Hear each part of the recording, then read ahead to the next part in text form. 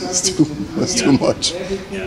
But the FPVs, I'm really excited about. And really, you want to show, this is your chance to showcase what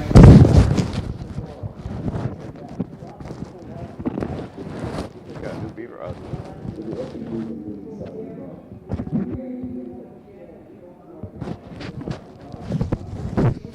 Check, check, check, check, check. It wasn't me.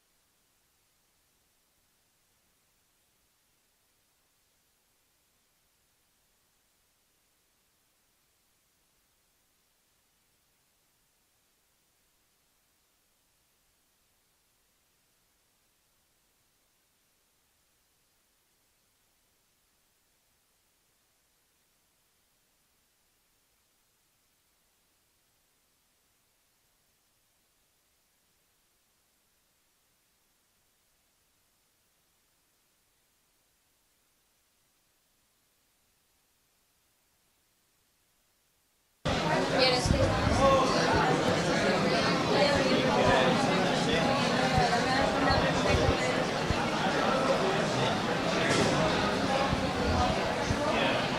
so it's right here. So, that is all.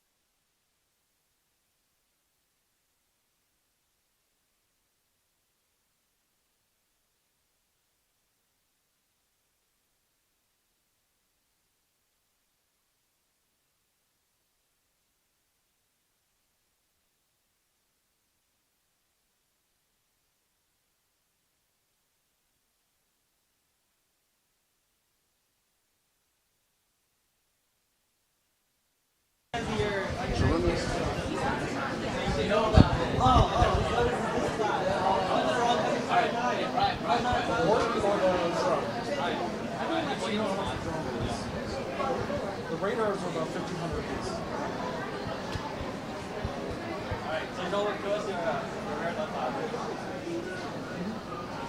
It just barely carries. It's like the radar's right at the edge of what it's able to lift up. It's a kit that they buy from a company called Pulsar. Hi all. Welcome to the Unmanned Aerial Systems Synthetic Aperture Radar course, often referred to as UASR. My name is Jess Durkee, and I'm staff at MIT Lincoln Laboratory, and I will be the lead instructor for the course this year. The main focus of the course is synthetic aperture radar, an imaging technique that utilizes a radar in motion and is often used for environmental mapping or monitoring. Throughout the course, students use the principles of synthetic aperture radar to develop their own functioning system. This system consists of drone hardware they've constructed themselves, the radar unit, and an entire software suite of control code for the radar as well as the signal processing algorithms necessary to turn raw data into a useful image. Students build up these systems piece by piece and use a fly-fix-fly process to debug and improve the performance of their systems throughout the course. The concepts in this course are typically not presented to students until they reach a graduate level or even the workforce, so success and participation in this course demonstrates a technical understanding well above their age. In addition to exposing the students to advanced material, this course is a chance for students to work collaboratively and solve a real-world engineering problem. Today, you will get to see the result of the hard work of these students over the last 4 weeks. We hope you can not only learn from what they will share, but also encourage them to continue to develop and build the skills that will allow them to succeed. Thank you for your time, and welcome again to UASR.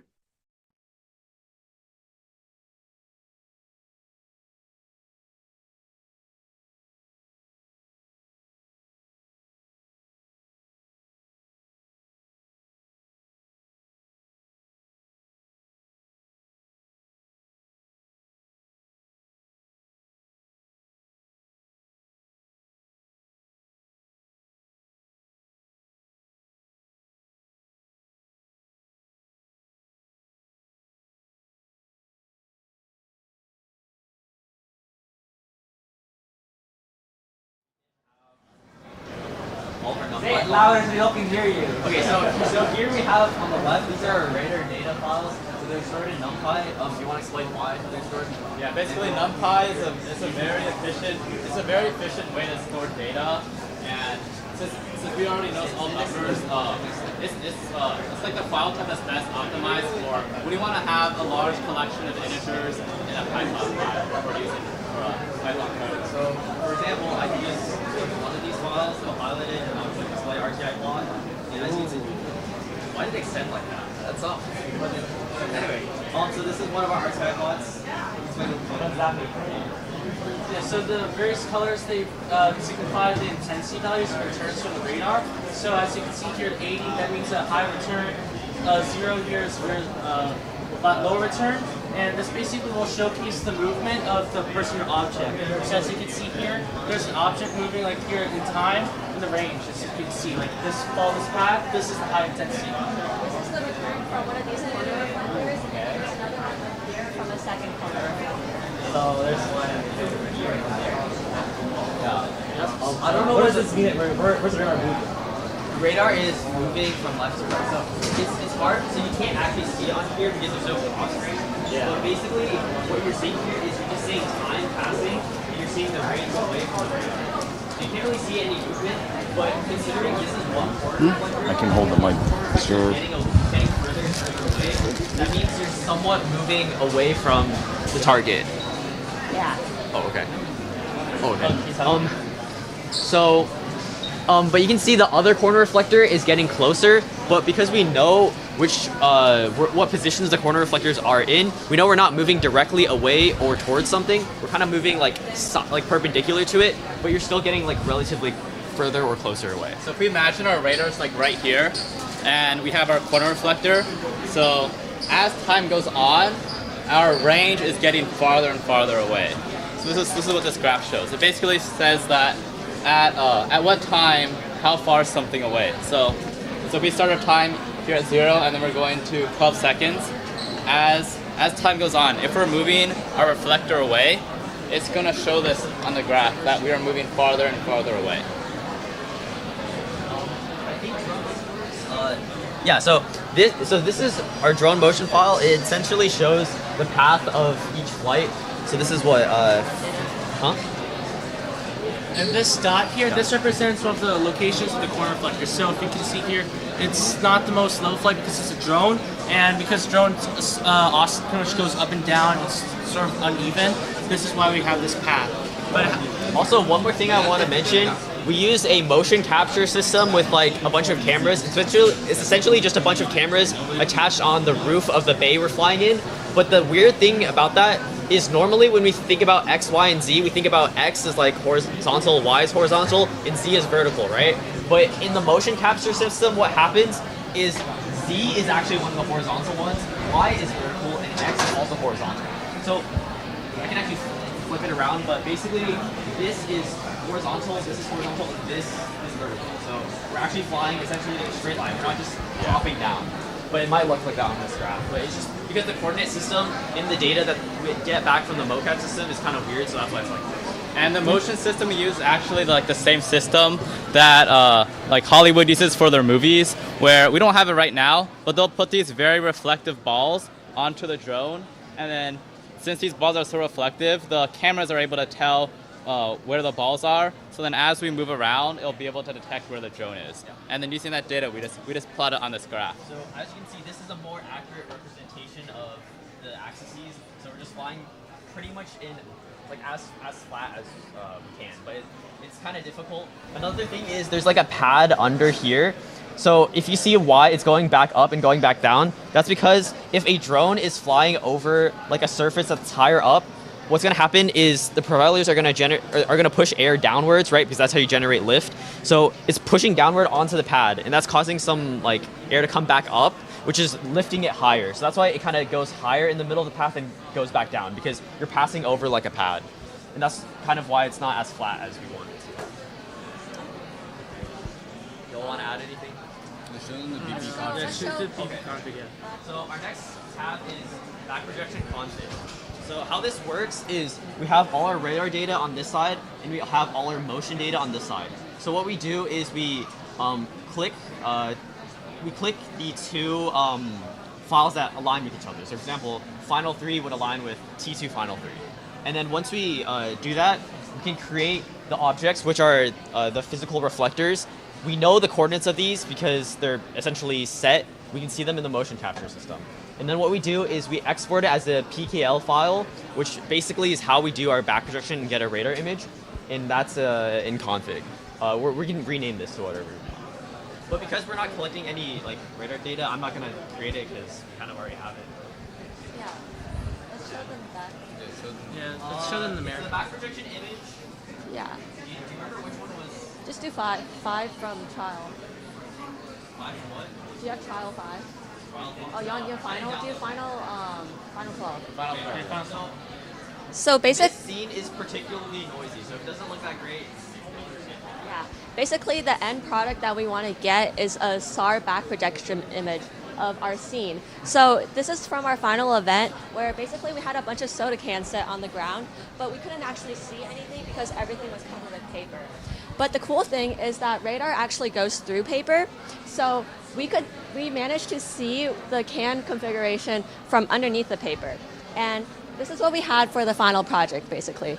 It takes a little adjusting because there was a lot of noise, but once he does it, you can kind of see. Wait, turn this on higher. Okay, it's fine. I have like 5. But okay, I couldn't adjust it as much as like we did for the final, but basically what I'm trying to do here is we're adjusting it to see the letters. It's really noisy right now, but From this, you could make out the distinct points. Like Yeah. you see this point here. This is one of the cans that you can see, and if you can like squint, I mean it's not the best right now, but you could see B and W. So that's Yeah. for BWSI. So this was we our. have a better image than this, but like doing it on the fly, like it just takes a pull lot up longer from to actually Discord. process. You just pull up the good one from Discord. I can't because I'm connected. Okay. Never mind. Okay, but anyways, basically, we showed you guys the corner reflectors before, right? The corner reflectors are nice because basically anything you send at it, it's going to reflect it directly back at you. So if you can, okay, wait a second.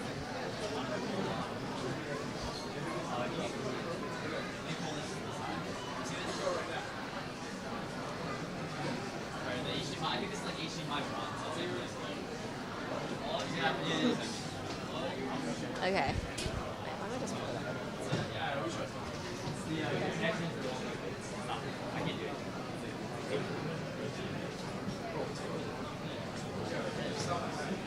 Pull it up on my grab the image, but we want to keep talking about how we get to this. Talk about how we get there. Alright, so basically, this is the image, and then, so these two things you see on the side with the corner reflectors we're talking about, it's like these, and basically when we point the radar or we fly the radar, remember how we told you we fly side to side so that we can get the best image of all the scenes that we have to project? Basically, these reflectors, they bounce back any signals you send at them, so it's really good. It's really good to use for if you ever wanted to back project anything. Additionally, you see all this noise here. This is actually the wall. So in our scene, we have like a room and it's really enclosed. And so the wall actually creates noise and interference. So to reduce that, that's why we have these two settings. So we can like shift it and make a better image depending on what we see at first to like reduce the noise. There's also like different filters we can use. One of them is frost filter. Basically takes the brightest points, the brightest frequencies, it enhances them and basically shuts out all the other noise that we don't want. And so yeah, that's the best way we take a bad image and make it into a really good image. So I'll show the final image in a second, but just to show you how bad the scene is, imagine this scene is completely covered with paper, right? So we can't see it. And also notice the metal, like I guess use like the base plates. So the tin foil makes it worse as well, because what you're gonna see is we want to see the cans, but we can't see the cans because there's also metal tinfoil there. And as y'all know, metal is very reflective to radar beams.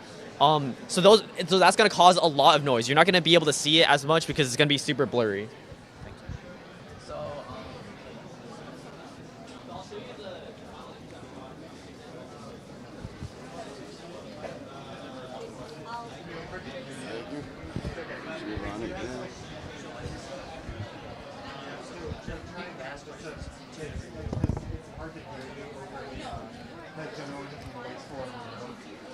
Yeah, I know you're stuck. Just to make things easier. You might get, yeah, we're getting that microphone for. There's no speakers here.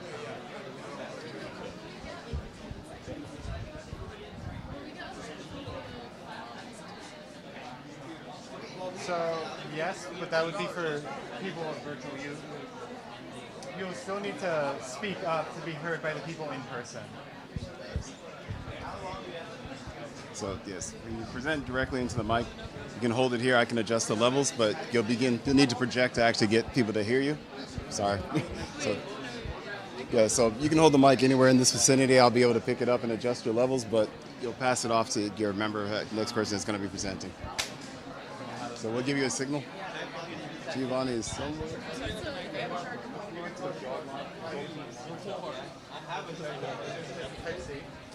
I'll start with the mic. You're talking first, right? Okay. Thank you. Are we gonna stand in like line order? It kind of like hops around. Is that fine? Like we kind of go, like I go, then he goes, and then he goes, and then You can just pass the mic. you, and then you, Yeah. and then okay, yeah, we're fine. Okay. Okay. Thank you. Valerie. Oh, I'm gonna have to pass the mic to you right after I'm done. You guys want me to introduce? Yeah, I kind of thought it was. and then I'll pass it off to you. Okay. You can intro. I'll do an intro. Okay. Great. Are we starting? Do you want to tell everyone we're presenting? Yeah. It's in the Discord in general.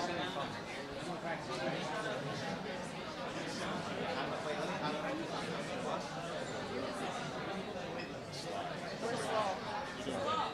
Slow, get over here. All right. Whatever team's up next, are you ready? Can you hold this for a second? Should we all be on one side? Yeah, cause should we? Much better you all can be on one side. Okay. Just kind of keep Do you have a presenting. preference on which side? Not at all. Okay. Do you guys wanna? The laptop's over here, so we'll come over here. The laptop's over here. All right. All right. Hi, everyone. Welcome to UASR. My name is Jess Durkee. I'm the lead instructor of this course. So UASR is synthetic aperture radar. I'll leave it to the students to give you guys a good introduction to what that really is, but we just hope you guys can see how much hard work the groups have put in over these last 4 weeks, and continue to encourage them to develop these skills they've been working on. So thank you for your time, thank you for coming, and welcome to UASR. And we'll start with Team 1. Hello, we're Team 1, and we're going to be starting with how radar works. So what does radar stand for? Radar stands for radio detection and ranging. So we essentially use radio waves to detect objects, and we use ranging to determine how far away the objects are from the radar. So what is a radio wave? A radio wave is a type of electromagnetic wave, which is a type of light wave. And we use radio waves, which are on the end of the electromagnetic spectrum. So they have a longer wavelength and a lower frequency. And the wavelength that we are using for our specific radar is 7.5 centimeters. So why use radar? Radar, if you can design a radar that shoots through the atmosphere and clouds, you can see through them, meaning you can see for a longer range and you can see through any weather condition. Another main advantage is it shoots its own signal, meaning you can use it at night like a flash photo you do on your phone. Okay, so radar works by tracking the time delay between your receiving the pulse and outputting the pulse.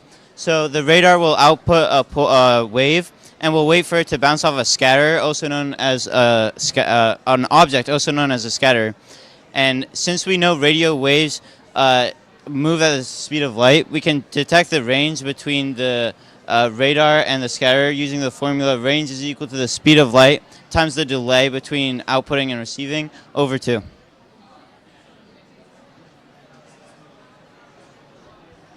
Okay, so one of the important considerations when we're working with our radar is the receive power that we get back from our target. And so as you guys can see, as that target gets further away, the power that we're getting back very quickly drops off, which is going to rapidly become a problem because of the signal to noise ratio. So what that means is, as that power level drops off, the spike where our target is going to rapidly get lost in the surrounding ambient noise of these radio waves. And so if our signal to noise ratio gets too low, then we won't actually be able to detect the target from the surrounding noise. And obviously that's going to be a problem. So the solution for that is to increase our pulse length when working with our radar. So by making our pulse length longer, we get more power on target, which means we get more power back from that target. And so because we get more power back, we'll get a larger spike in that graph that I was showing earlier.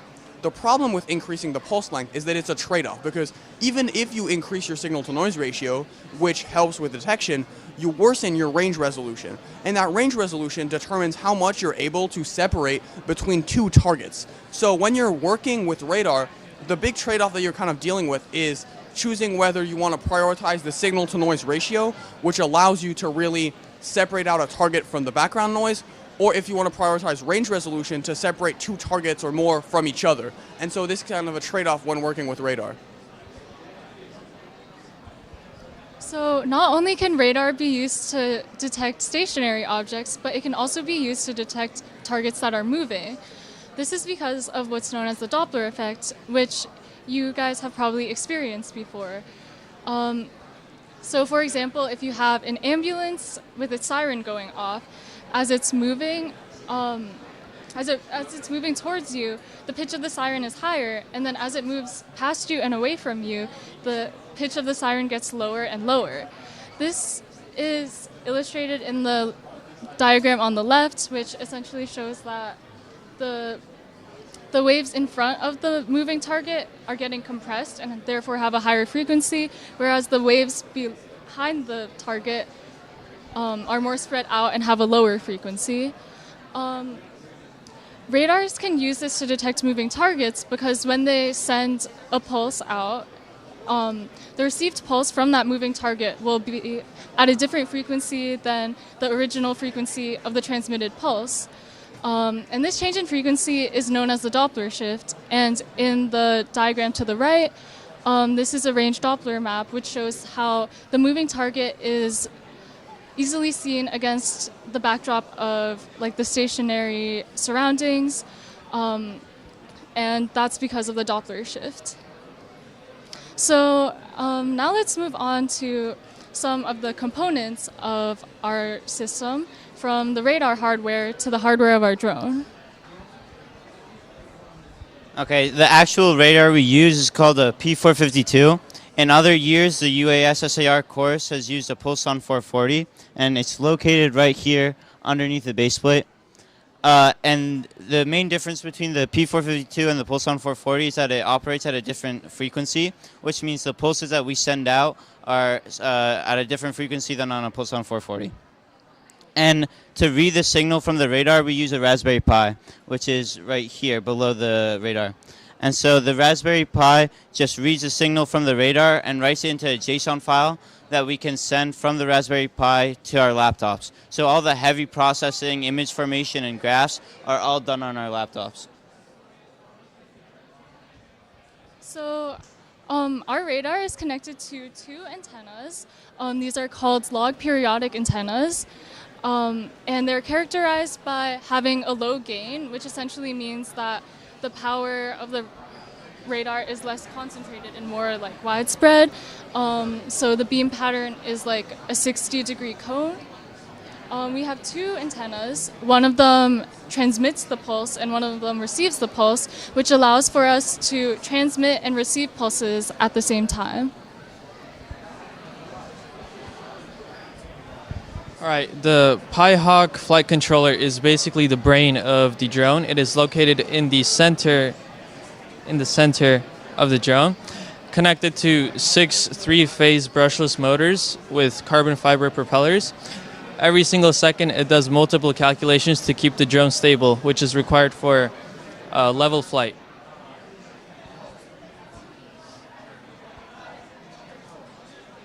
So that's the end of our part. We're now going to pass it on to Team 4, who should be right here.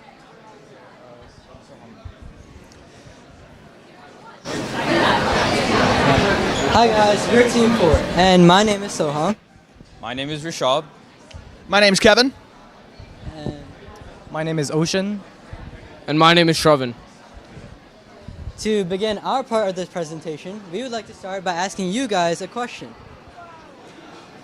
In all of these images, what do you notice about these radars? You guys can raise your hand, shout out, and answer. What do you guys notice in common about all these radars? Yeah? What? Yeah, that's true. Also, they're huge. You can't put them, next slide. You can't put them on an airplane. As militaries around the world, in the past, as we grew into putting them on airplanes to image various lands and just improve our environmental studies, we wanted to put radars on airplanes in order to see that. But since they're so big, we can't put them. So you might be wondering, why not just use a smaller radar? So I'm going to refer to it as aperture. Aperture is the length of an antenna, right? The antennas that I had in the previous slide.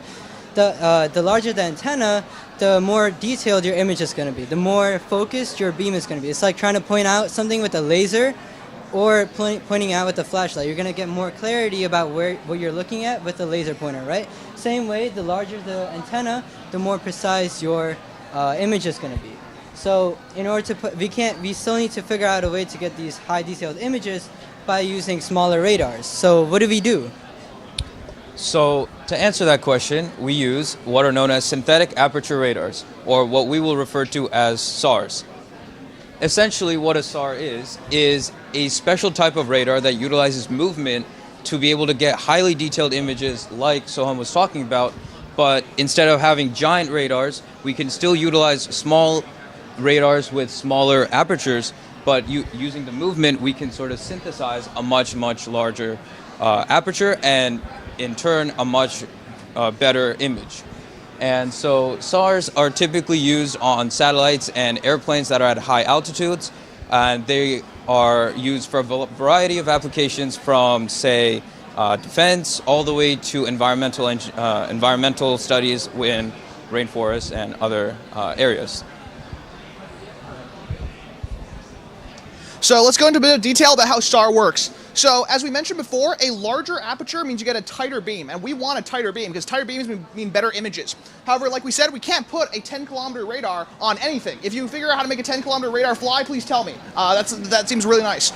So what we do is we assume that what we're imaging is not moving. So typically ground, vehicles that are not moving, anything like that we want high quality images of that are not moving. We assume that, so we can actually take multiple samples at different times, but also different positions. By doing that, for example, we can fly a 10-kilometer flight path over the area or near the area that we're imaging, and although these data points are collected at different times, because we're assuming that our target does not change, we can successfully integrate all these data pulses and generate a very, very large synthetic aperture. With satellites, this can go up to like hundreds or thousands of kilometers. With planes, it's usually tens of dozens of kilometers. But either way, with these, we can get extremely precise detail up to resolutions in the order of like 10 or 20 centimeters. Next. So now we're going to talk about the environmental applications of SAR imaging. So SAR imaging can be used in various different ways. So we can track deforestation. So we can have a SAR radar imaging a part of the forest, such as the Amazonian rainforests, and check whether there's any illegal logging activity or if just there's too much lumbering activity and the wood sector is going too much. We can also track for pollution and oil spills. Because oil has a different density and radar cross-section as water, you're able to clearly see it on SAR images.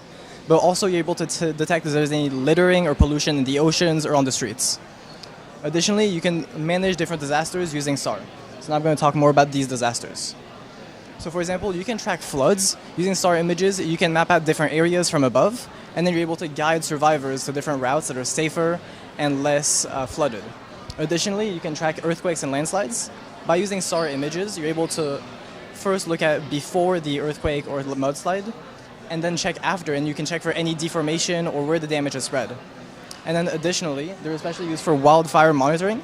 Because radars are able to go through smoke and fire, you're able to see clearly which areas are burned down without having to see through the smoke, which is nearly impossible with using just visual radars. Moving on to other uses of SAR, which lies in defense and security. For example, surveillance, we can monitor wide ranges of area and border security. We can do target acquisition by looking through foliage and camouflage, and we can do change detection by monitoring the same place multiple times and seeing what changed. Other uses of SAR lie in urban planning to track urban development, oceanography to monitor ocean currents and winds, and planetary exploration with the surface of Venus and the dense atmosphere. So moving on to Team 5. Yeah. Thank you.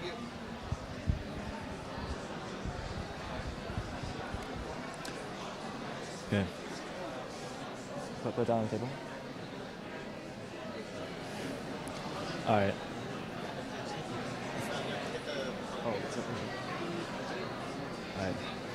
Thank you, Team 4, and thank you all for coming and for joining us today. So we are Team 5. We're going to be working on explaining to you guys on our drone and motion capture systems. So I'm Vedant. I'm Abigail. I'm Filippo. I'm Kirpal. I'm Aaron. So I'm going to start off today by explaining to everyone how our drone works. So as you can see, our drone right here. So this is an F550 hexacopter drone. So a hexacopter basically means it has 6 propellers. So we assembled this throughout the first week. It's a relatively simple system to create and construct because it's kind of like a slightly more complicated version of Legos, right? You just gonna use your screws, put things together, and it's overall not that complicated. So it's made out of a couple materials, mainly carbon fiber for the legs, reinforced plastic for the arms and the base plate, and PVC components for the top plate. So yeah, building this drone can have a lot of issues, but so for example, for our group, we had actually snapped our top plate on one of our first flights. So we had to reconstruct that by disassembling the top layer and building it. So really, you have to stay determined when working with systems like this, and just got to keep on developing.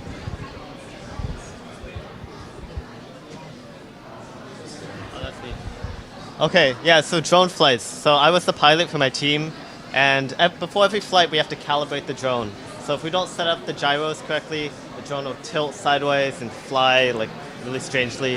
If we don't set up like our accelerometers, then when you try to move up and down, it'll go really fast, really slow. So also, in addition to all the calibration, we also have to do like all the setup with Q ground control, which basically gives us our GPS. And then once we do, we go in, we put the drone down, close the net, the two nets. We close one and then we close the other. And then once we do that, we have to arm the drone and take off. The difficult part is that since SAR requires you to fly sideways, you have to be very precise, because if you're not precise and moving back and forth, then your data will look really strange and you'll get weird like waves and spaghetti inside of your data. And then if you crash, of course, you have to do the whole process again, and it's very time consuming, but it's fun.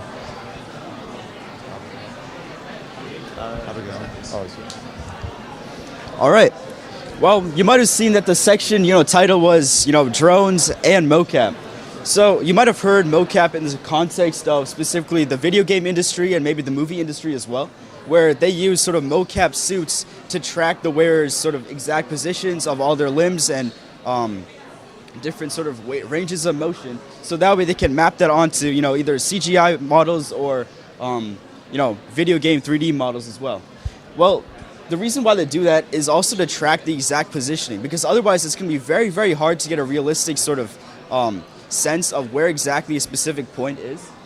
In a similar fashion, in our radar setup, we also want to track exactly where our drone is flying, because right now, in order to get an accurate SAR image, it really depends on how precise you know that your radar is currently at X position or Y position, because very, very small errors, and it could be, on a level of maybe like 50 or even 60 milliseconds. Those very small errors can cause different sort of bad effects to your imaging, like blurring, location accuracies, and just an overall loss of resolution. You won't be able to make out whatever you're imaging if your mocap alignment isn't done well. So what exactly does our mocap help us with? It provides us with a millimeter level position tracking and also a high rate orientation data. And it allows us essentially to align our radar pulses and what we get in our RTI graph to the exact platform position that the drone is at for each scan. In short, we use mocap to turn our rough position estimates found in our normal scan data to exact or more exact position data that yields a higher SAR image quality and target accuracy.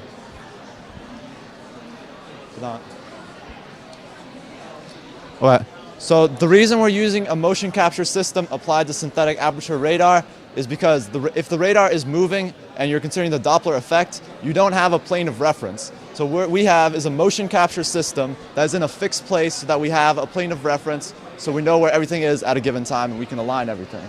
So the way we align this is that, the next slide. The way we align this is that we run various tests from right to left across the high bay, which is where we fly the drone, installed with certain motion capture cameras. So we run from this side over to the other side, either with the cart or on the drone with the radar attached, and the motion capture gives us positions, quaternions, rotation, and we can match this. So main thing we're changing in these tests is the pulse integration interval, and that is the PII, which is log 2 the number of pulses. So 2 to the PII is the number of scans you're getting. So if you raise the PII, you're going to get a better signal-to-noise ratio, which means more data compared to less noise. But it's also going to take longer, so it might time out, it might have more errors. If you move it too much, it might get blurry. So sticking around the PII of 10 is good, but you can go anywhere from 6 to 15. So 64 scans to 32,768 scans. Otherwise, it won't work. So the way we run the motion capture system is we run it on a platform like this, and these are the motion capture images up here, and these are the objects we're tracking. We put the motion capture balls, we highlight them, we create a unit which is called a rigid body, we label it radar or drone, and then it'll track it and it'll give us the positions. We run it just like a video monitor. You press play, it tracks everything, you press pause, we export the data, We have to reconstruct it so that it can be read with the code. We put it in our team folder, and then in the code you just access the CSV file, and you have all our data, and we can align it. So moving on, as we talked about, the motivation for using our time alignment is essentially that the radar has no internal timing system, and what it does is that it's going to have a very high position accuracy, and so we just need to adjust the radar to have the times within it, right? And so we want to make sure that the target reflectors, they're able to correctly know the physical positions of the radar itself. And it's the same thing in our mocap, that sometimes the values are missing, and so we use a piecewise function to interpolate it. And with that, we also introduce our time offset, which is where the whole motion capture system comes in. And so they align with the mocap time step. And I remember when we were doing it, we would actually have to go into the high bay, and then we'd have to say 5, 4, 3, 2, 1, and then start. And so essentially what we're doing is that we're compensating for that delay, because we as humans have a system of time, but the radar doesn't, and that's what we had to integrate it with it. And so I'm going to hand it over to Kirpal for the auto alignment. Oh. Yeah, so we have two different time systems, right? We have the radar time system, and we have the motion capture time system. The problem is, they're two different clocks, they're not connected, they're two different frame rates, and I mean, you can only be so precise. Like, I don't know if any of you have like tried to stop your stopwatch at exactly 1 minute. It's very difficult, it'll take like 50 tries. We have to do that every single time to get this perfect alignment right here. So the best way to do that is to write an auto alignment system. And what you do with that is you take one image, your distances, those lines, take the other image, your radar data here, and you slide them over. And then when you get the highest return, where they line up the most, that's where your alignment is. Now there are many issues with that, because sometimes this is the wall back here, and if this lines up with the wall, then you think the target is the wall, but the target is something on the floor. Also, it's just hard to write an algorithm like this, because it's a lot of points, so it takes a lot of time, and it has a lot of data it needs to process. So yeah. Yeah, so I do want to emphasize that this was definitely a very integral part of our system, and so what we were able to do is with all the time alignment and the drone information, we were able to create these systems. And so now we're going to pass it over to our next team, and they're going to look into that. So thank you so much for listening to us.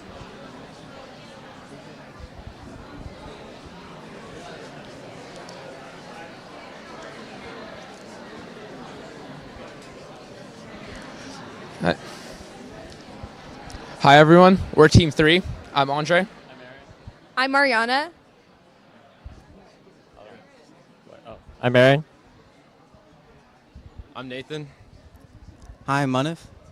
And I'm Annabelle. And we'll be start talking about some data products. So since we have a hardware and the radar, and now it's time to process the data that we collect from it. So a range time intensity plot is a graphical visualization of the hundreds of scans that we do on the radar. And so how this works is basically for example, if this is time 0 to 5, our radar sends pulses out throughout the range, and the pulse bounces back from reflectors. For example, this is the corner reflector. It bounces back. So our radar, we send a scan, scan request to the radar, and our radar, it sends pulses out and receives them, and when we squash them together into a plot, we can get this RTI plot, and we can do all the cool stuff with Annabelle will talk about. And so since RTIs are able to graphically represent the radar data that we are collecting, it's particularly useful for letting us be able to identify our time alignments within our motion capture and radar data, and therefore correlate the correct data to each other, and therefore create a correct and accurate back projection image.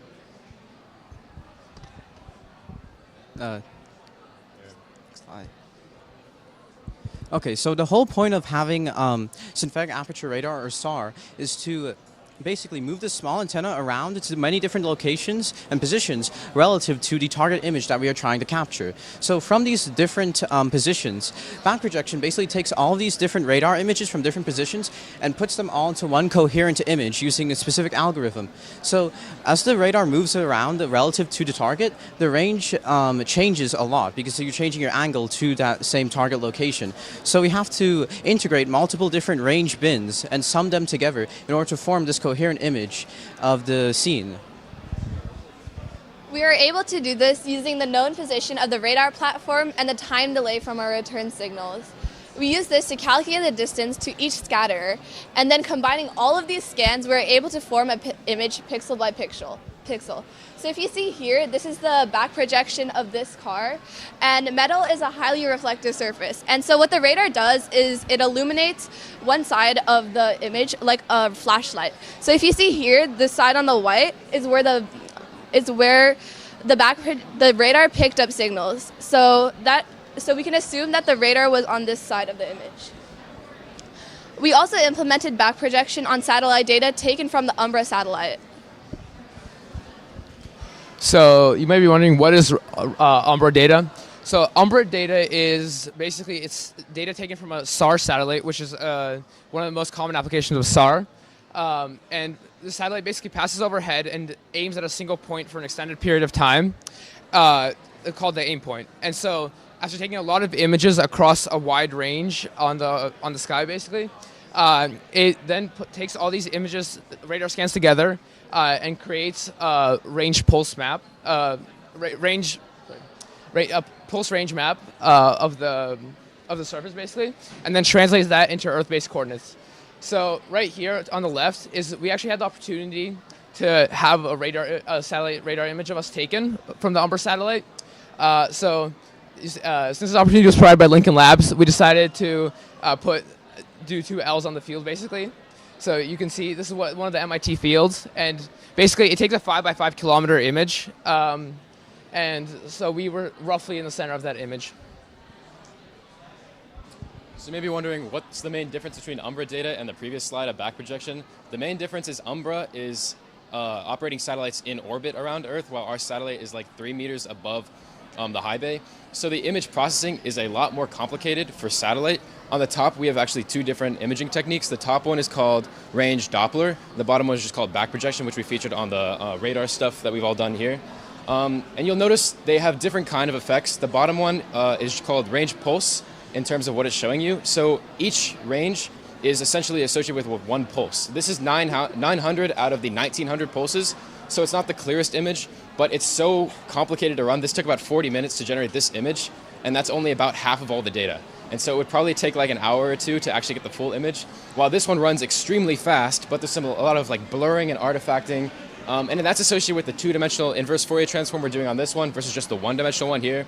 There's a lot of pulses. If you consider like the satellite up in orbit, pulses coming down and getting back up, that time delay is going to be much longer than our radar on our drones, like just 2 or 3 meters above the high bay. And so you have to integrate the phase changes in each of those, which adds on to this complexity. And so you can probably imagine why this takes so long, but it's just interesting because there's a lot of different ways to do back projection, form all these images. Some are better, some are worse, some have trade-offs. But yeah, and that would be it. Just on a quick note, in order since the satellite's so much further up, you have to use some linear algebra to basically compensate for the distance from the Earth and the angle offset. No. Okay. So yeah. So that's been us. Thank you everyone for listening. And Team 2, take it away.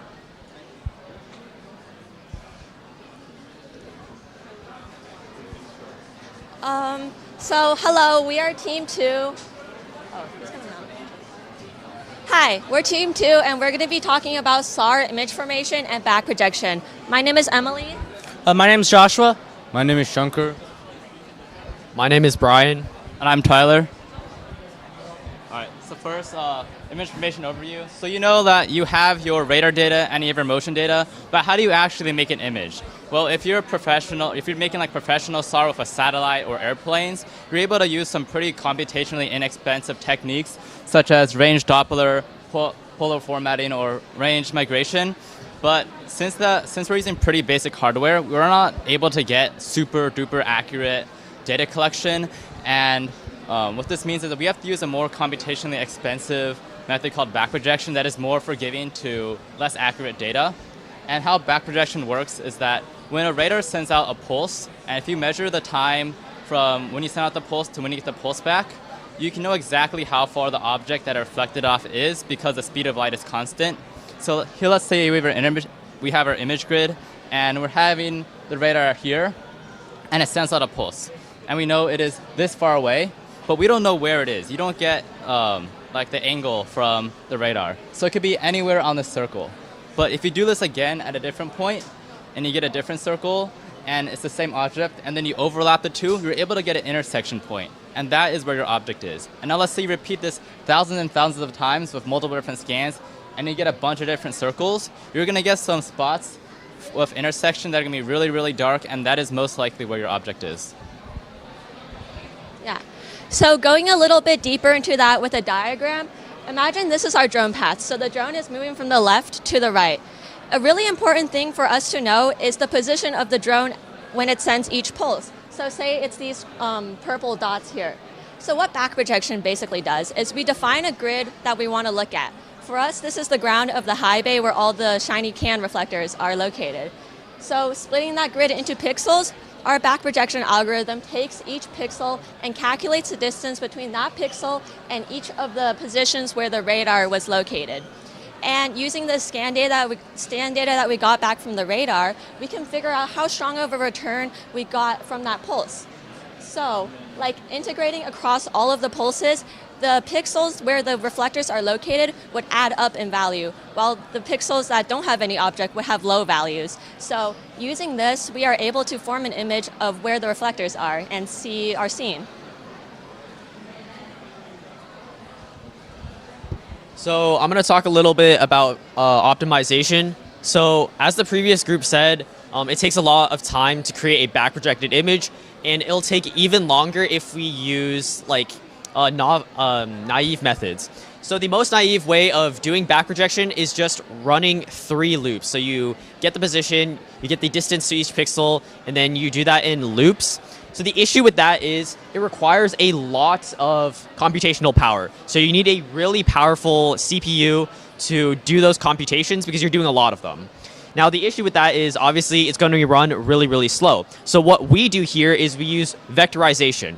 So what that is you, instead of having all of those loops, you essentially store each vector in your memory, so the memory of your computer. And what this does is it means you can run a lot more computations at once, you need less loops, and it won't take as much processing power. But of course the negative of that is if you have a lot of vectors, you will use a lot of memory. And obviously every computer has a memory limitation, and unless you have a computer with a ton of memory, let's say like 64 gigs of memory or more, you're gonna have struggles. So we use vectorization because we find that the trade-off between how slow it runs and the memory usage lines up, and it runs a lot faster. So for example, without this vectorization, we'll have maybe like an hour to run a back projected image, but with it, we could run it in only a few seconds. Another issue is compatibility. Everyone in our group and across this program has different computers, whether they be Windows, Linux, or Mac. So what we do is we need to have compatibility between programs. So we use different programs for Mac and Windows. So for Mac, we use a Python library called PyTorch, and for Windows, we use NumPy. Or if you have a NVIDIA GPU, we can use QPy, which runs the processes on your graphics processing unit, which is a lot faster. All right, so I'll be going into the high bay. So in order to even get the back projection image, you need to have good data collection. So in the high, as mentioned previously, we get the mocap data, which is position data, and the radar signal returns, which is in the radar data. Now, back projection depends a whole lot on the flight path. You don't want a big zigzag, and you would rather want a smooth, level flight. So one thing about flight paths, though, is that some of you may intuitively think that's a good idea to fly the drone directly over the targets, as you can see right here. But that's not a good idea because there's something called interference. So imagine that you're sending your pulses directly to the ground. Imagine they're bouncy balls, for example. When you hit multiple of them at the same point, around the same time, at the same rate, when they come back up, they're going to interfere with each other, and you're not going to get the returns that you want. So to mitigate this, we set our drone a ways away from the targets, not directly over them, and we try to have a smooth, level flight that's linear in order to get the proper back projection image that we want. Once we get all the data we want, we just export it out for back projection image processing. I'm going to hand off to Shankar to discuss back projection image processing. So we've talked a lot about back projection, and you may be wondering, well, okay, what's the result, right? Well, that's this, and you may understand that the left two images, they're really, really poor quality, right? We can barely see anything here. So how do we fix that problem? Well, there are filters and image processing. Both of those techniques help us to create an image more like what you see on the right. And clearly, even the one on the left, on the right side, you can see this one right here, right? The before image. That one, you can even make out a J in that, even though there's so much noise. If we continue to apply filters to that, we get the final image on the right side there as a clear J, and we can see every single object. So two things we implemented to make this happen was one, an offset, and what that basically does is there's so much noise in a room. Like if you think about it, this is happening in like a really small room, so there's walls everywhere that's reflecting, the ground's reflecting. So with all those things, there's so much frequency that's coming back to you from the radar. So how we can reduce that is basically we can use like a slider, and what that does is it makes some of the frequencies, especially from the cans, which is what's reflecting it back, we make some of those more kind of focused so that we can get a stronger image from just what we're trying to return for our back projection. And another thing we added on was something called frost filter, which basically what it does is it takes the certain frequencies, like how I said before, and it amplifies it so much that we can see the individual objects. So both of those work together to really create the final image that we see on the very right side. And the final event. So we pretty much worked for all 4 weeks on our radar systems, and yesterday was the final event, which was the culmination of our project. And what we had to do was that each team was given 1 hour to make an image, and we had 30 minutes up in the high bay, which is where we were able to fly our drones, and then 30 minutes in this hidden classroom led us to, so that we can make our back projected image. And the reason why we were brought to like this really secret classroom is that so we couldn't share the answer with other teams.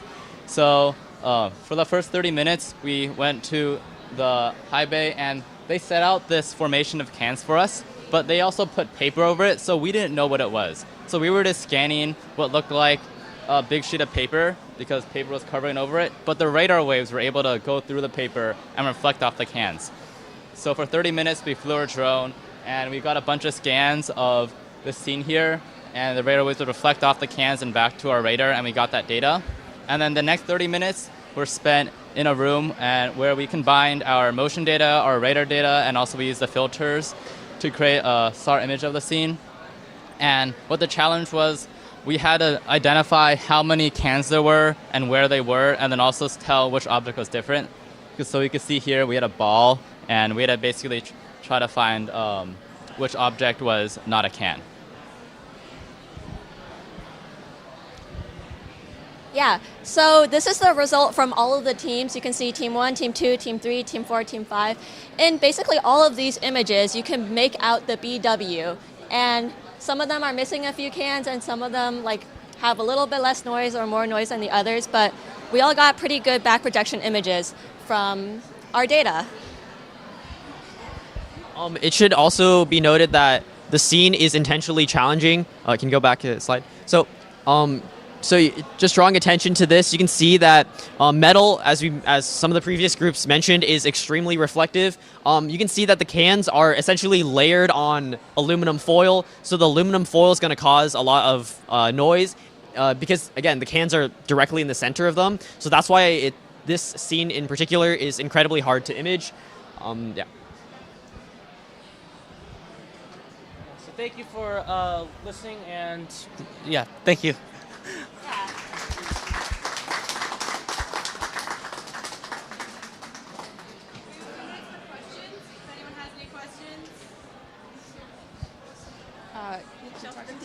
best? Which of the things was the best? That is a subjective question. They all did great. You can see the BW in all of them, so you can kind of make it out. Or maybe not all of them, but yeah. They all like cropped them differently and used different ranges for their color scale. So they look a little bit different, but they're all great. Any other questions? No? All right, we have a few more minutes. Guys, what was your favorite part about the UASR course? Anyone? Yeah, so one of the really fun things we had to do was that we actually ordered a satellite scan of Boston. So they had a SAR satellite, and they brought it over the MIT campus. So you can see here. And what we were able to do is that, I don't think we have maybe there's an image on one of the old slides, but we actually went onto the MIT field with reflectors, and we pointed them at where we knew the satellite was in space, so that when the satellite sent a scan at us, it actually hit our reflectors and then bounced all the way back up into space, and then we were able to get that data. And you can see we made an LL here for Lincoln Laboratory. So I thought that was really cool because it was with like a real satellite. I think for me, my favorite part of the course was just struggling through a lot of the coding challenges. I'm sure all the teams had a similar experience where we would get to a certain point and then we would hit like a huge roadblock and we'd have to work through it. I think collaborating with your team, with instructors, with the TAs, just to work through challenges, I think that's what has really made this program for me. Just having that sort of like collaborative environment really helped. Yeah, adding on to that, these last few days have been like especially important to us because as of like, I think Wednesday night, none of our code was working. Our back projected images basically were all noise. You couldn't see anything in it. But then we worked really hard on it and we like read through every single line of code to try to find all our errors, and we found a few errors. And then after fixing them all, we got a good back projection image, and we were able to actually complete the final project and get this. Yeah, so to also add on to the challenges that we faced on the day that on the day of, we had some controller misconfiguration and caused a few of our scans to not go so well. So honestly, like going through the challenges as a team and being able to collaborate and work through them was truly a great experience, and I had a really fun time. And I'd say we all agree that to work through those and overcome them together. Yeah, adding on to the challenges part, yesterday was really tough because we didn't expect a lot of things. For example, the flight controller, the arm switch broke off mid-flight, and flying it over the paper apparently blew the paper off, so it made a lot of interference with the image. So those two things were something that was really unexpected, but we're really lucky to still get an image from it. So those are some challenges we overcame, and yeah, this course was fun, so yeah. I think that's all we have for UASR, but thank you all for coming. Thank you everyone online for joining us. Hope you guys learned a lot and can see all the hard work that our students put in these last 4 weeks. So.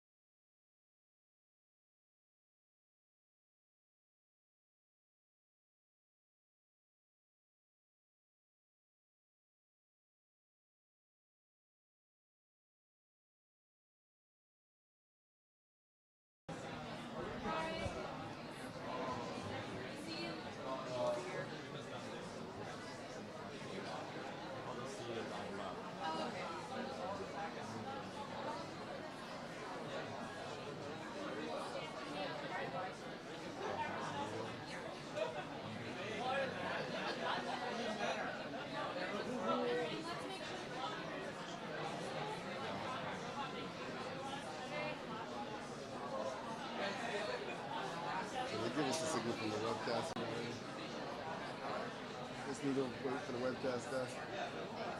Let me know where you want me to stand. Let me know where you want me to stand.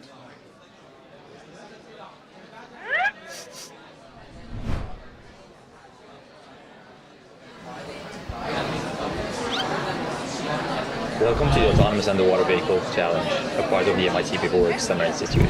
I am Dr. Mohammed Saad Al-Sadiq, and I will be your captain in this journey. Just because I have the questions you on will me. dive into the world of Python and Let me C++, just check the with question. hands-on experience with Linux and command line tools, navigate the waters of advanced programming, uncover the secrets of underwater physics, understanding how to command and control your own autonomous underwater vehicle. Explore underwater communications, learn how to process images from the ocean's depths, and create your own autonomous decision-making systems. This journey isn't solo. You will collaborate with your peers on a thrilling team project, an homage to the classic The Hunt for the Red October. Just imagine your team's vehicle executing your coded commands, making autonomous decisions, moving stealthily, and completing its mission. You will practically feel like a part of the legendary submarine saga.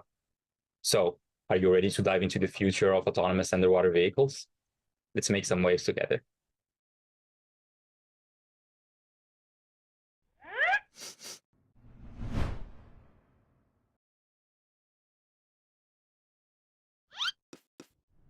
Welcome to the Autonomous Underwater Vehicle Challenge, a part of the MIT PeopleWorks Summer Institute.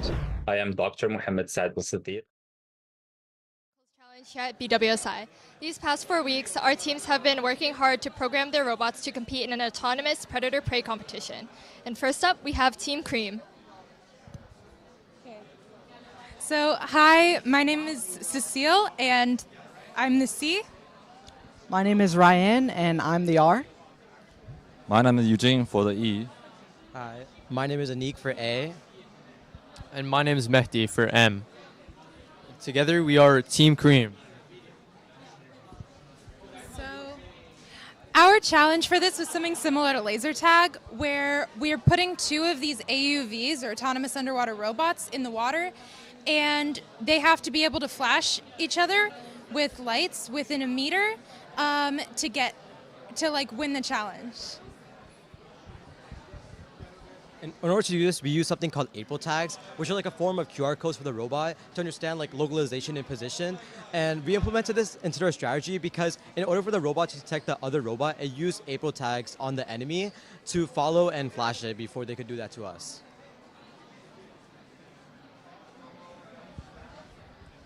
Okay, for our first strategy, it's basically just splashing. So our will just keep the robot go upward, and we'll make splash, make bubbles to block our April tag, so our robot cannot see us, and we will go forward to their back and turn around to detect the other robot from their back.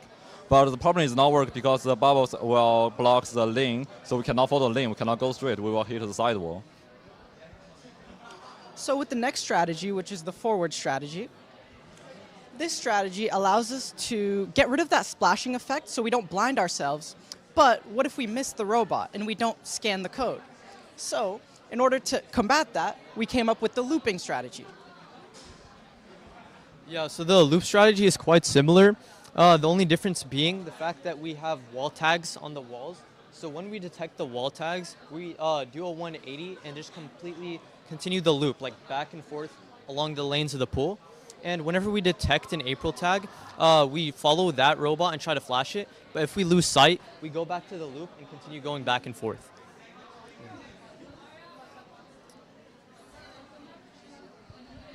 As with all code, though, of course, we're going to have problems. There's going to be bugs and other things that we kind of don't know what to do with.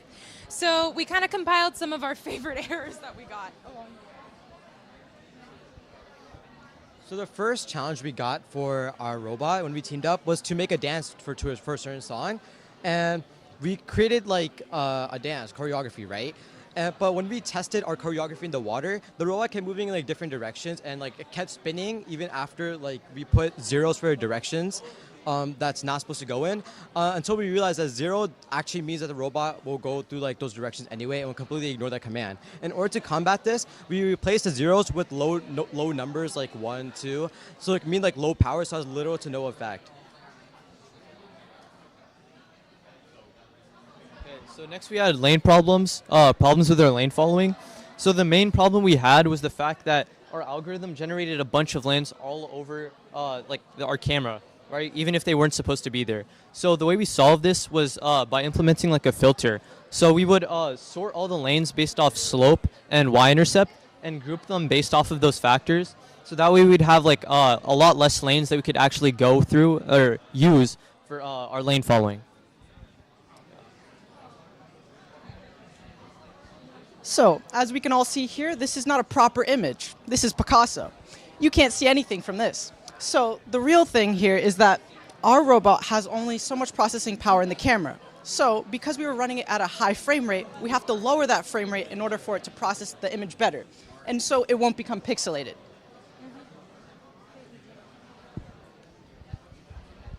And the third problem is for the April tag detection. So in the image, there always have some noise, so we cannot always detect the April tag even though it's just in front of the camera. So the way we solve it is we do a tolerance. If continuously 5 images, they all do not detect the April tag, we will just confirm there is no April tag in front of the robot. Otherwise, we will just keep the original direction until there is no April tag on it.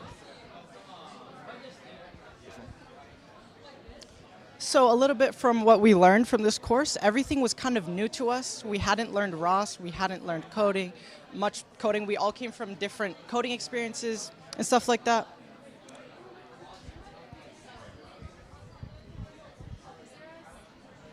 Yeah. So the main thing we learned was about PIDs. So this is the control mechanism we actually use to like maintain a certain depth or maintain a certain heading, and even to follow April tags and like follow other robots. So yeah, so what PID is, it stands for proportional integral derivative, and how it works is we calculate the error between our current measured value and the target, and so whatever that is, we use these different terms. So as you can see in the code, these are the different terms we have. And so the proportional term, it's directly proportional with the error, and it gets you the bulk of the movement. And then there's also the integral term, which takes the integral of all the errors we've had, and it can help us detect like any overshooting or undershooting. And then we also have the derivative term.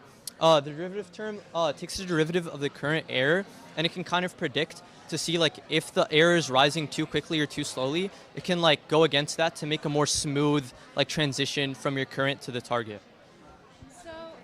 Next up, we have ROS2. So ROS is Robot Operating System. It's what everything happened in. That's what our PID control was in. That's what the autonomous code was in.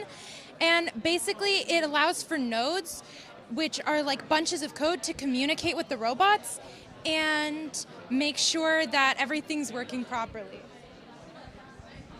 So the next thing we learned was the coding the software was as CAD, right, which is computer assisted design. And although we didn't use this for our robot, we still learned about it in class.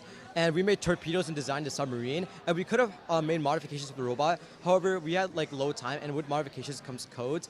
However, we still learned CAD, as many fields in engineering use it, as civil engineering and mechanical engineering. Our third problem is testing. We do not have actually too much testing time. We only have it in the morning, 2 hours every day. Well, so the result is we will use simulation software. We will do the actual physics simulation in the software. But the problem is the simulation always too perfect. There's no environment factors. There's no water pushing. So we actually need to test in the reality. That's actually different with the simulation.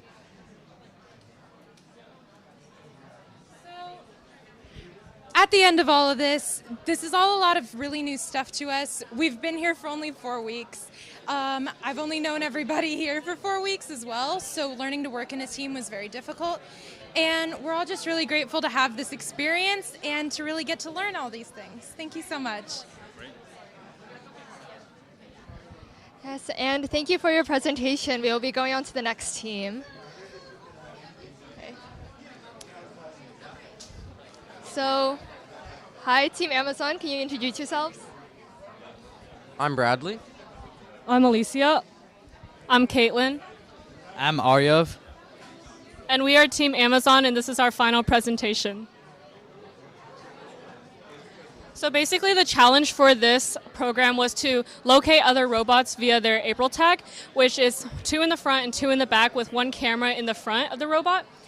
And then basically when you're within 1 meter of the next robot, you want to shine their lights, indicating that you have tagged the robot, and the first to do so wins. So the strategy we thought up for this program was to first dive down to 2 meters and depth control there, swim across to the other side of the pool, turn 180 and come back up, so we could hope to be on the backside of the other side's robot.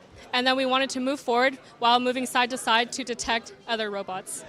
And then shine lights at them when they are close. One of the main tools that we utilized for our challenge is something called ROS2. And ROS2 is a middleware that allows us and our robot to communicate with one another via something called nodes. Nodes are essentially individual programs coded to do a very specific task. And these nodes are able to communicate with one another with something called topics. Topics are just channels in which publishing nodes and subscribing nodes are able to transmit information. The publisher sends information and then the subscriber receives it. And some example of nodes that we coded would be a node that calculates the depth of our robot, as well as a node that does heading control. PID control is proportional integral derivative control, and basically we calculate the error from the actual value and the intended value, and then using that we run it through the proportional integral and derivative calculations to produce an output. This output is then what we use to send to the robot. A great example of this is depth control. Basically, we get the pressure data from the robot and turn that into depth data. Once we have that depth data, we can determine the error from the depth we want to be into the current depth. For example, if we're at 2 meters and we want to be at 1, the error is 1 meter. And then using the proportional integral and derivative, we can then find out which value the robot needs to output.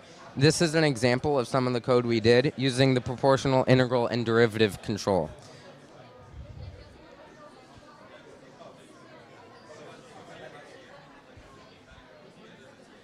So we used OpenCV to detect lines and detect the lanes and eventually follow those lanes.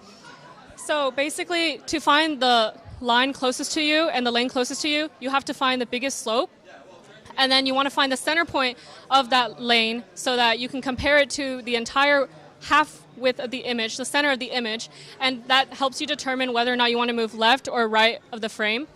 So basically, you can look at this example right here, and you can see that this line right here is all the lanes that it detects, and then this value over here is the slope. So basically, this lane that we detect is closer to you, but it is on the right side of the screen.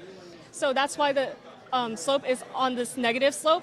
And the center point over here is around 567, and that is the center of the lane that we detected. And this last value right here is positive because it's indicating that you want to move to the right side of the screen. This example over here, you can see that this last value over here is negative, indicating that you want to move to the left side of the screen to follow that lane.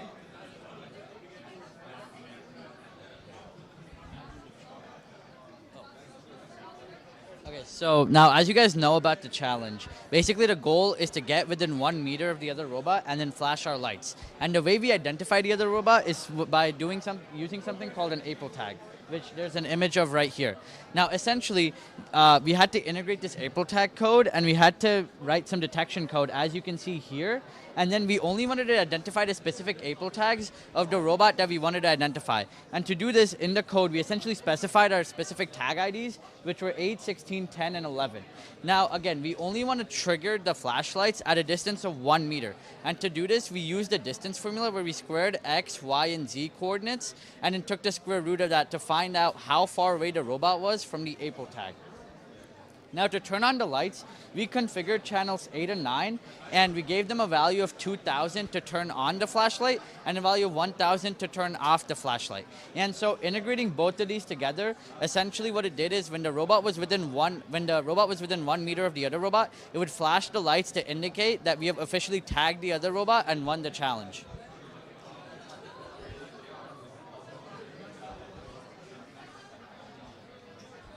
Okay, thank you for your presentation. In the interest of time, we'll be moving on to the next team.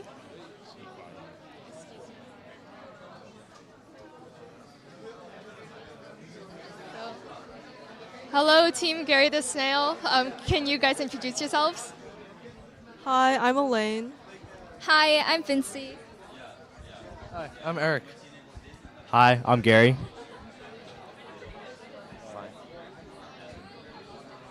So our challenge for this course was to design and program a robot that would seek out another robot. And our challenge was based on the book and film, The Hunt for Red October. And our teams would try to seek each other out and flash each other with lights. So we decided to be prepared for any scenario. So first scenario is if the other team has lane following. As you can see on the diagram, the other team would be starting from the end of the lane, and we will be starting in the middle. And so basically we're at a disadvantage because we're basically facing away from them. And so our plan is to do a 180 turn. So we turn this way and our camera will now be facing towards their robot. We're going to be moving backwards, so then we're at the wall and we're protecting our back, and we will flash the robot if it ever gets close to us. For the second scenario, it would be if both teams start in the middle, so we would start facing away from each other. And as you can see on the diagram, we would plan to go down, move backwards, and then go up, so we would come up behind the other team. And then, next slide, please. If we were ever within 1 meter of the other robot's April tags, which is how we're detecting how far away we are from the other team, we would flash them because that's when we're allowed to tag the other team. And then if the robot detected the tags more than 1 meter away, we would go down, move forward, do a 180 turn, and then go up so that we would get behind the opposing team's robot and flash them. So while we were designing and programming our robot, we encountered several problems. The first of which being the camera, which had to be calibrated with specific values. And following onto that, the April tags that were on each of the robots also had problems being detected. And we also had general problems with movement, where the robot would sometimes not respond to our commands that we were sending it. And another issue we had was that so a lot of the teams went to different depths in the pool, and so the camera has a pretty limited field of view, and so when all of them are at different depths, it's really hard to find other robots, and we didn't have a searching method that would actually find them. Okay, so throughout this month, we've learned a lot of things in our course. And one is CAD, which is computer-assisted design. We learned how to CAD a torpedo and a submarine, and we learned how to animate it. So you can see the propellers moving and the telescope. And here is a 3D design of our torpedo. We also learned physics, PID control for error correction, and coding for heading control and lane detection. And before the final competition, we had a little bit of a mini challenge where we tried to get the robot to sync to some music. And we timed out each of the measures in the song, and we decided on what kind of moves we would do to the music.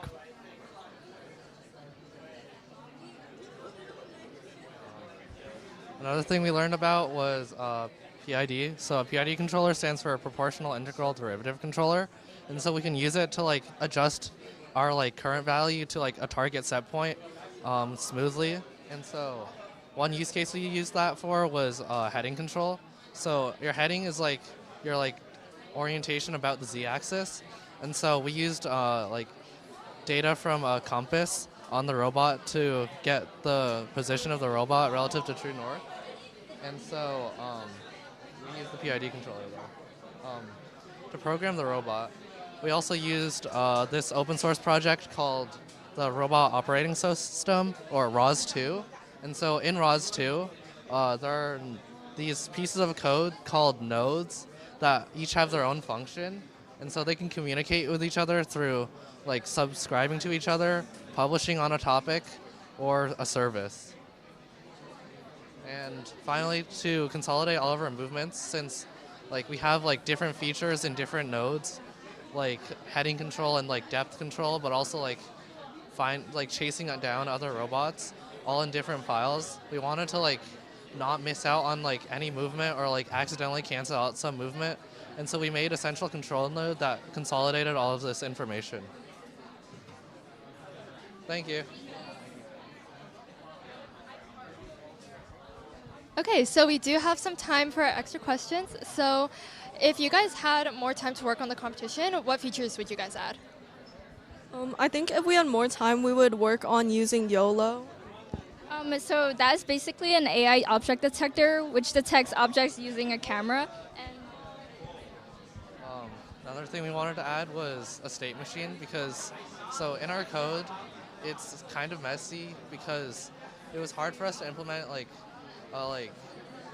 searching out searching method to find other robots, but if we had a state machine, we could be like, well, right now we are searching, so we should do this action sequence, and right now we are chasing, so we should do something else.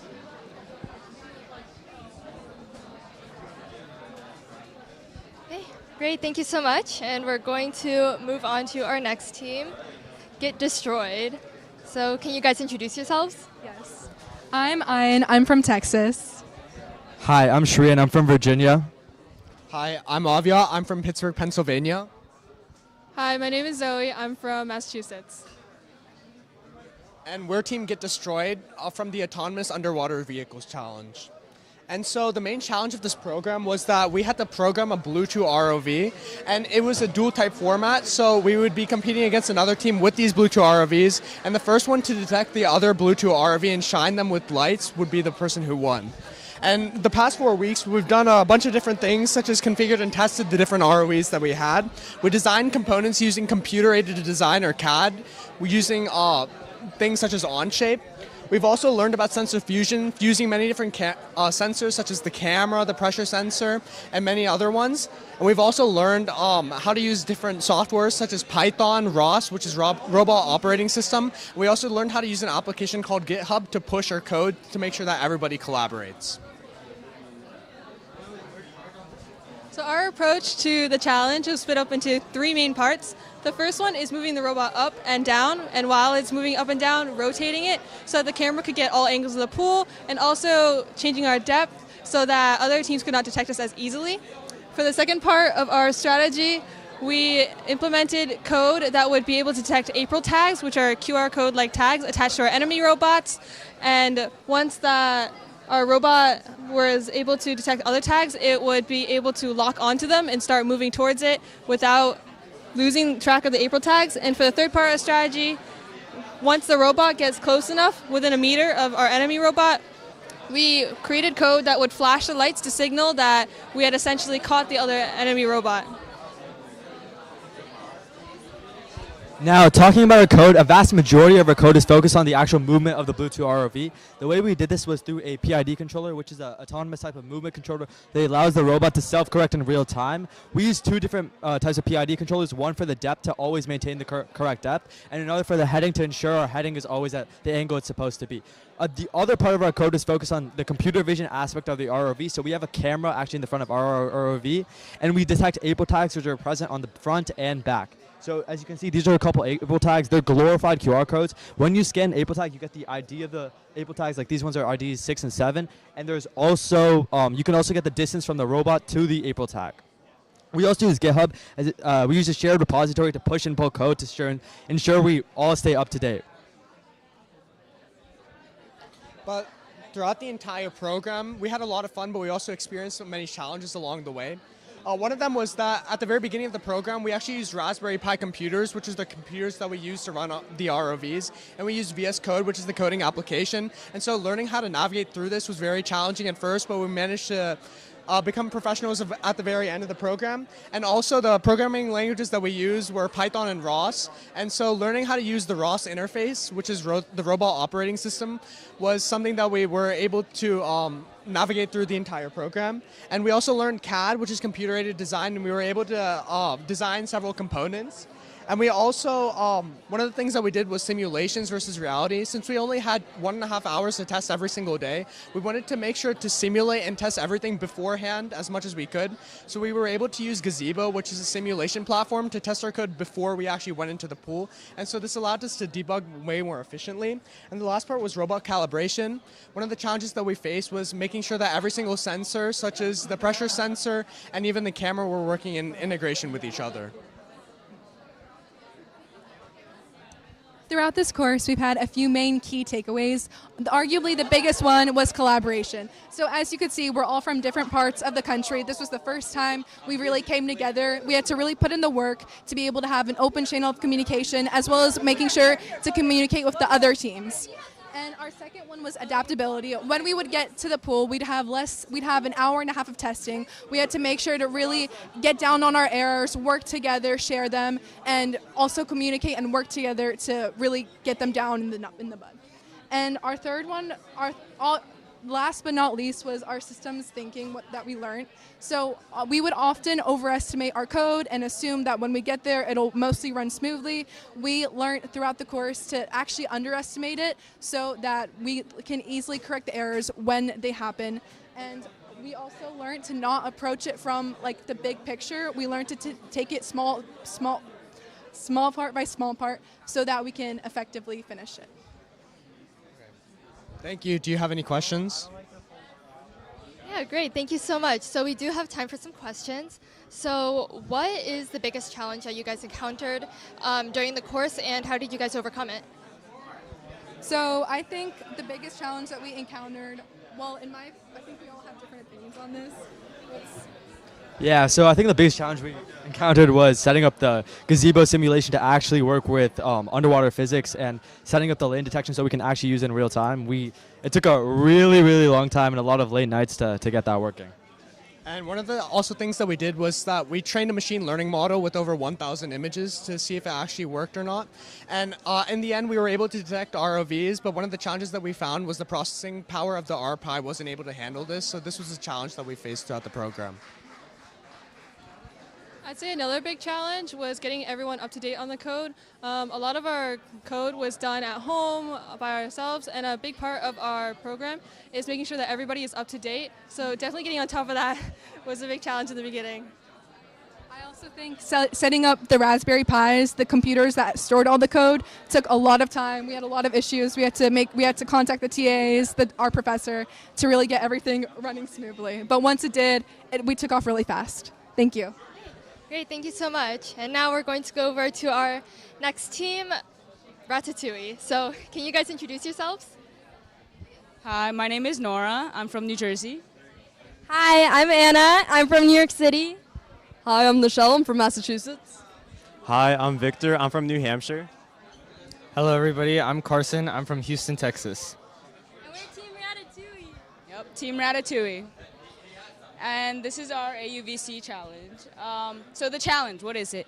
It's basically like a tag game. There's going to be 2 AUVs in the water, and they're going to be autonomously going around, swimming, basically, trying to flash their lights before the other team flashes their lights. Yeah. And these are some of the conditions. So how do we control the robots? Well, to control the AUVs, we use ROS2, which is a framework that allows us to read what the sensors on the robots are reading, control the actions, and organize mission logic. So ROS2 is built on a framework consisting of nodes that can publish and subscribe to a topic to send messages and allow us to control the robot. And for the robots, we also have April tags, which are just little QR codes basically that are put on the front and back of the robots. This way that when we use the cameras, we'll be able to detect April tags and use them to acquire valuable information about the robots and their position. And this is just the overall flow of how we were planning to use those April tags in our overall strategy. Sorry, vision for the win. I can't see anything. Okay, so what we did in our strategy, the biggest thing was we used YOLO, but I'm going to go through what our final strategy was because it went through a whole evolution. So we begin with our search sequence. So we go down in depth, and this is so that it avoids kind of light reflection and affecting with the April tags, and also so that we're maximizing, like, staying away from the opponent AUV. And then we start our like YOLO model. And so the purpose of this is to detect a bounding box, which is literally a box that goes around the robot, the opponent robot. And as soon as it's detected, search sequence stops. And now it used PID controllers from YOLO and also in our depth and heading to get to the opponent robot. And now we tried to like figure out like distance, and that was kind of complicated, and also we were using a lot of processing power. So we'll explain this more in depth a little later, but we cut our frame rate to and like our frames to 256 by 256. And so as soon as it exceeds 70 pixels on both axes, X and Y, then it triggers the lights. But we have a 3-tick system so that if the YOLO model gives an output and it says like the robot's there, but then for 3 times it doesn't, then it goes back to the search sequence and it starts again. Okay, so now we get to the fun part. This is our YOLO model. YOLO stands for you only look once, which is like a play on words for YOLO, you only live once. And then so basically, we collected a huge data set of 1,556 images of just AUVs underwater swimming around. And what we did is that we annotated bounding boxes on each one of these images to get a full data set of annotated images, which we could train a YOLO model to identify and use object detection to identify another AUV and use that as the PID to go after it. So here we have something called a heat map. Generally, we can see that most of the bounding boxes are in this area. And yeah, go. So in the YOLO model, we have something called classes, which is a type of bounding box. We have 5 types of bounding boxes, one of which isn't really a bounding box. That's when we don't find any other AUV in the water, which is this class -1. And then we go on to class 0, which is a full class, which is the AUV is very far away, but we can't find like what orientation it is in. And then we have the front, the back, the side as the other 3 classes. And then here is a quick like little GIF of our full data set being annotated. These are all the images, and you can see like it's a little bit cohesive since we took images every 3 seconds and then we annotated them. And we had 2 different versions. One that was accounted for processing power that resized the images and had them in grayscale. And here we have a couple graphs on our training. If you're familiar with AI machine learning, you know what an epoch is. And you know how we want the loss to be decreased to minimal, and we use that to understand when to end training and to go on with the YOLO model. And then, as you can see here, our original logic was very complex. It used that 5-class system of our original YOLO model, but we realized that our model didn't update often enough, and the April tags, those QR code-like things, were only added to the robot a day before the competition. So our model was trained with data from before that, and that brought up some challenges with our detection system. So we pared our model down to just detecting the full robot because we decided having something simple and clean was a lot better. And also, like, a big thing we wanted to do an evasive sequence, but later on in the competition, we found out that we get a point no matter what side of the robot we attack, so it really didn't matter if it was a side, and YOLO was more effective with that.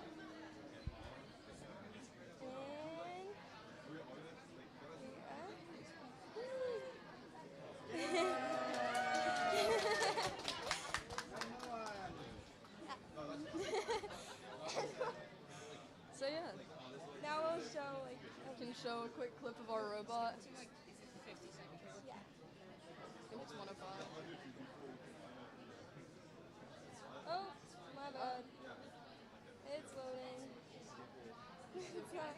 Okay. Yeah, basically what that video is something funny we actually noticed in the competition, which is our YOLO model started targeting one of our instructors because she was wearing blue and black as her swimsuit. So we thought that was something kind of funny, and that's something that if we ever continue working on this could be improved in the future. Sophia, do you have any questions?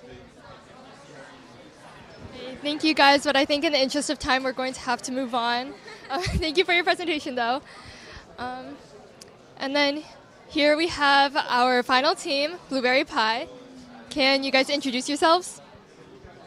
Hi, so our team name is Blueberry Pie. We were one of the teams in the AUBC challenge.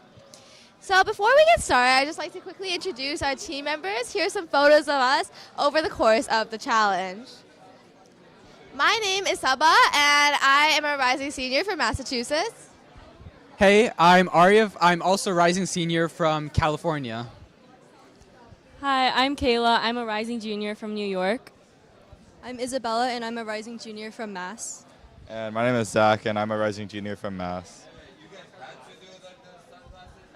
So just as a basic layout of what we'll be going over during our presentation, we'll be going over the basics, which includes things like how we actually get started on learning how to code the robot, code and strategy, which is more specific to our team, and also competition and just some of highlights from our team. So firstly, the basics. We use Python, linear algebra, and calculus in the first 3 weeks to kind of know how to calculate our position and our movement within the pool. We use problem sets to familiarize ourselves with this idea, and we use PID, which is like a more accurate way of telling the robot where to go. And we use ROS2, which is a software interface that uses Python and connects it to a language that the robot understands. We also used CAD, which is computer-aided design, and more specifically, we use a platform called Onshape. And on Onshape, we created submarines, and we also designed and printed our own torpedoes. The first 3 weeks were all about setting the foundations for our competition, and it really taught us unit testing, which is basically going through every single thing to look for errors and debug our robot. All right, so next is our code and strategy. So first, our April tag. So they're these little laminated pieces of paper with a QR code type pattern, and we can detect it with our robot, and we can find the tag's position in the pool in relation to our camera, so that way we can move towards these tags. And then on top of that, we also use an AI model, in this case YOLO V8 Nano, and trained it on a large data set. And as a result, we were able to identify submarines that were really far away with pretty good accuracy as seen in the photo. The AI model would draw boxes around the subs. And by combining both of these things, we were able to identify submarines from far away, go near them, and then use the April tags to flash them up close. During the challenge, there was a lot of testing after we wrote our code. And we did this both in the pool from 9 a.m. to 12 p.m. as well as the classroom. And as you can see, in the classroom, our flashing lights worked perfectly, no errors. And then when we got to the pool, I think we got to flash once, maybe twice. So there was a lot of inconsistencies between the two environments. And really the whole goal of testing was kind of to counter for these and try to debug the code as much as possible. For our actual competition strategy, we used wall tags in conjunction with the tags that are on the robot to get a position, and then we would kind of crab walk or move horizontally along the length of the pool to see the other robots better and to cover our back April tags. We use this with the AI model, which is just more efficient, and then we would spin if we can't detect any April tags. All right, so next is the competition. So on our competition day, what worked was we were able to detect the April tag in a corner and then run our crab walk. However, a lot of times, like, our heading was a little bit off because the calibration on the robot was a little bit broken. So a lot of times we weren't facing quite the right direction. And additionally, what also worked well is if we ever saw a robot, we were able to move towards it. But a lot of times, as Saba mentioned before, we had a problem with flash delay, so we weren't quite able to flash them. So you can see it's kind of just like running. It's kind of just running into the robot instead of flashing at it. Yeah.